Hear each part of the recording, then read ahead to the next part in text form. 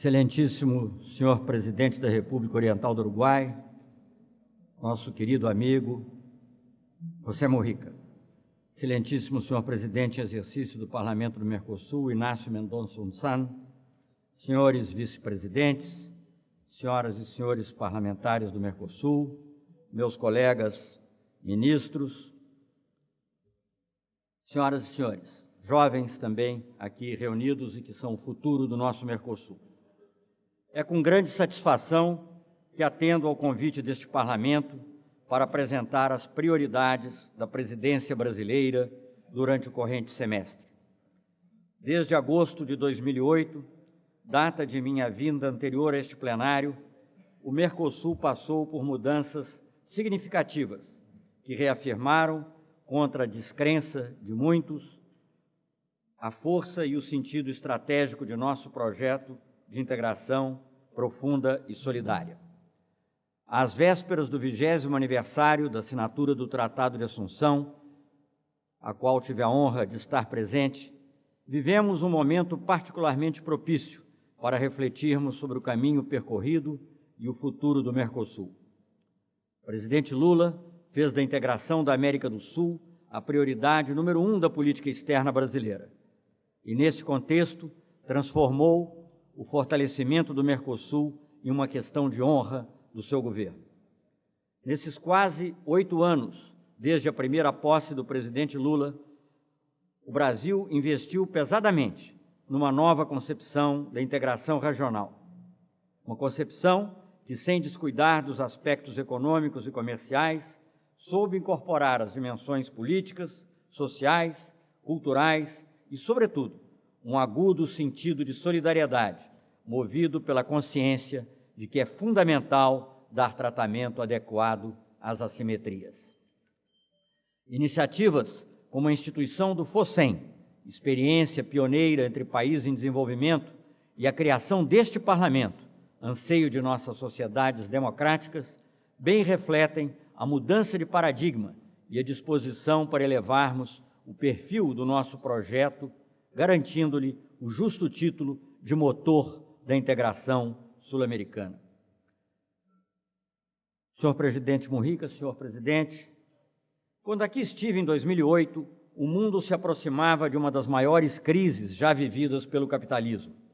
Imperava a incerteza sobre o destino das economias dos principais países desenvolvidos e sobre a capacidade de resistência dos países em desenvolvimento, em especial nessa parte do planeta, vítima de sucessivas crises, tanto internas quanto externas, nos anos 90 e no início do século XXI. Com políticas sociais e econômicas que robusteceram nossos mercados internos e com a diversificação de nossas parcerias comerciais, os nossos estados enfrentaram a crise financeira internacional e mantiveram o dinamismo econômico que se vinha acumulado nos últimos anos. Em 2010, nossos países crescerão em média 7%, segundo dados da CEPAL. O Paraguai avança para ser o campeão, com 10% de crescimento. O comércio intrabloco caminha para superar as cifras recordes de 2008. E, mais importante, tal ciclo virtuoso se dá num ambiente de manejo eficiente da macroeconomia e de contínua redução da desigualdade de renda. Os prognósticos favoráveis para as economias do Mercosul devem estimular progressos ainda mais expressivos rumo à consolidação do projeto original de formação do mercado comum. Deve ser motivo de orgulho para todos nós ver que a capa de uma famosa revista britânica de economia, que não prima por ser uma revista, digamos, mais revolucionária, pelo contrário, reproduz o mapa do hemisfério com aquilo que nós convencionalmente chamaríamos uma imagem de cabeça para baixo, isto é, com a América do Sul ao norte e a América do Norte abaixo, e cujo título era algo que queria dizer: a América do Sul não é mais quintal de ninguém. Nessa perspectiva, foram alvissareiros os resultados da última cúpula em San Juan, que meu colega chanceler Timmermans relatou na sessão da manhã. Permito-me destacar, em especial, a decisão de lançarmos efetivamente o processo de eliminação da dupla cobrança da TEC, Tarifa Externa Comum, passo fundamental para o fortalecimento da nossa União Aduaneira. Optamos por uma implementação gradual, com a segurança e a previsibilidade desejada por todos os Estados-partes. Em San Juan, entre muitas outras coisas, aprovamos também o Código Aduaneiro do Mercosul. Temos agora um marco jurídico comum para a harmonização dos procedimentos indispensáveis ao funcionamento das trocas comerciais. Com uma saudável inveja, que deve sempre existir entre parceiros e amigos, o Brasil está fazendo os melhores esforços para, como presidência de turno e com o apoio de todos os sócios, pelo menos igualar o nível de excelência logrado pela presidência argentina. Parabéns, ministro Timmermans. Senhoras e senhores parlamentares, quando se trata de Mercosul, temos a obrigação de pensar grande. O Mercosul precisa dar mais um salto qualitativo e definir metas, a um tempo ambiciosas e razoáveis, para avançar na conformação plena da União Aduaneira e para a criação efetiva de um mercado comum. No pilar econômico-comercial, a presidência brasileira proporá um programa de consolidação da União Aduaneira que discuta as exceções à TEC e defina metas para sua eliminação gradual. Devemos avançar com flexibilidade e atenção às sensibilidades de todos os sócios. Também queremos propor a retomada das tratativas para impulsionar o comércio de serviços no âmbito do Mercosul. Ao lado de um parque industrial dinâmico, o Mercosul conta com um setor de serviços em plena expansão. Precisamos realizar juntos o nosso potencial. O atual esquema de rodadas de negociação, setor por setor, esgotou suas possibilidades. Não tem cabimento que estejamos em conjunto discutindo com outros países ou com outro conjunto de países, como a União Europeia, uma liberalização de serviços que não somos capazes nós mesmos de realizar internamente. Recuperamos a capacidade de nossos estados para induzir e promover o desenvolvimento de nossas economias. Precisamos adaptar o protocolo de compras governamentais aos marcos jurídicos resultantes da nova realidade. Nessas várias dimensões, é fundamental nos guiarmos pelo princípio de que devemos dar aos sócios no âmbito do Mercosul tratamento substancialmente mais favorável do que aquele que, isolado ou coletivamente, estamos dispostos a conferir a terceiros países.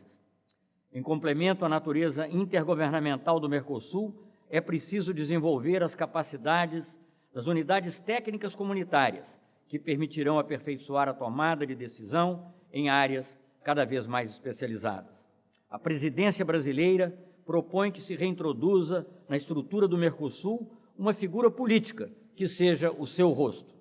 Essa personalidade, em nossa visão, deveria ter funções substantivas, propondo iniciativas sobre matérias relacionadas ao processo de integração e articulando consensos entre os Estados-partes sobre temas relevantes para a nossa integração.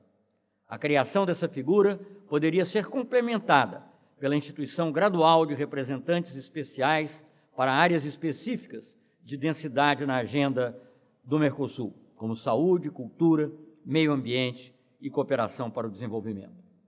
Queremos aprofundar a agenda social do Mercosul. Compartilhamos muitos dos desafios ao desenvolvimento integral de nossa sociedade. Temos, assim, a responsabilidade de pensar em conjunto os meios de reforçar nossas políticas públicas. O Instituto Social do Mercosul, que em breve entrará em funcionamento em Assunção, será o ponto focal de avaliação e formulação das políticas sociais de âmbito regional. Neste semestre, estamos retomando a discussão sobre o Plano Estratégico de Ação Social. O Mercosul que queremos não é apenas um Mercosul de economias, um Mercosul de estados, é um Mercosul dos povos. A Comissão de Coordenação de Ministros de Assuntos Sociais está à frente desses esforços, nos quais deverá contar com o apoio técnico do Instituto Social do Mercosul.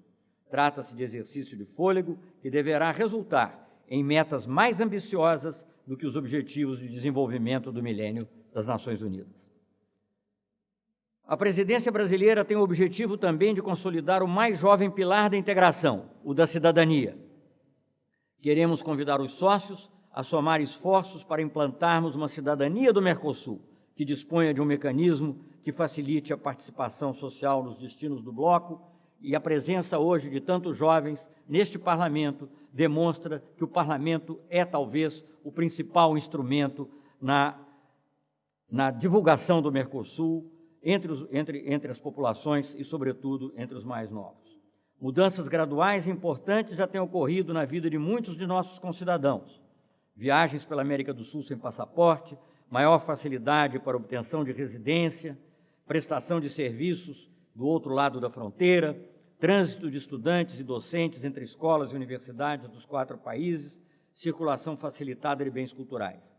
Nossa proposta é construir um plano de ação para ampliar e aprofundar os elementos de uma cidadania regional nos próximos 10 anos. Senhor Presidente, há pouco menos de um mês tive a honra de chefiar a delegação brasileira à sessão de abertura da 65ª Assembleia Geral das Nações Unidas. Pude testemunhar, uma vez mais, o quanto o Mercosul desperta de interesse entre parceiros das mais diversas regiões.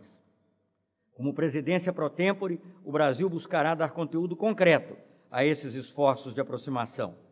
Nosso primeiro círculo de atuação continua a ser a América do Sul.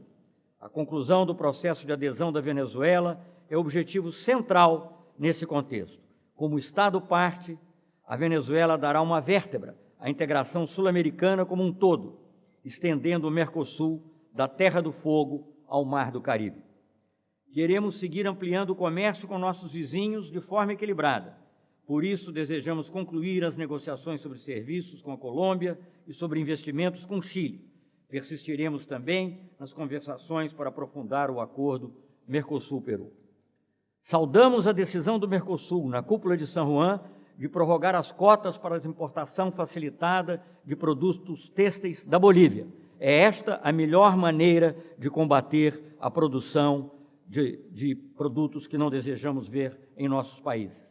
Trata-se de importante iniciativa, por meio da qual nossos países podem contribuir para dar melhores condições ao governo boliviano no combate à produção de drogas ilícitas. Na esteira das cúpulas de Sauípe e de Cancún, o Mercosul deve reforçar seus vínculos com os parceiros latino-americanos e caribenhos. Vários países centro-americanos, como Guatemala, El Salvador e Panamá, demonstraram forte disposição para explorar mecanismos de maior integração com o Mercosul. Além de ampliar mercados, estaremos contribuindo para a paz e a estabilidade desses países irmãos, muitos dos quais hoje têm enfrentado situações bastante difíceis.